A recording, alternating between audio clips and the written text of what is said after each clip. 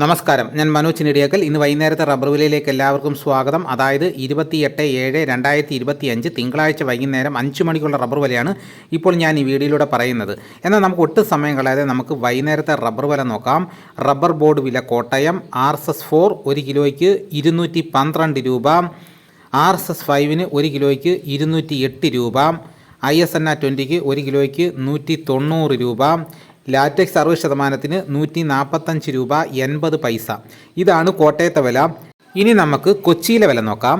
RSS4 1 കിലോയ്ക്ക് 212 രൂപ, RSS 5 1 കിലോയ്ക്ക് 208 രൂപ.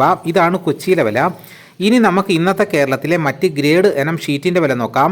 ലൂസ് 1 കിലോയ്ക്ക് 201 രൂപ, ലോട്ട് 1 കിലോയ്ക്ക് 182 രൂപ മുതൽ 187 രൂപ വരെ. ഇനി നമുക്ക് ഒട്ടുപാലിൻ്റെ വില നോക്കാം. 80% DRCL ഒട്ടുപാലിന് 1 കിലോയ്ക്ക് 143 രൂപ, 60% DRCL ഒട്ടുപാലിന് 1 കിലോയ്ക്ക് 107 രൂപ 25 പൈസ. ഇന്ന് വൈകിട്ടത്തെ കേരളത്തിലെ റബ്ബർ വില നോക്കിക്കഴിഞ്ഞാൽ റബ്ബർ വില കുറഞ്ഞിരിക്കുകയാണ്.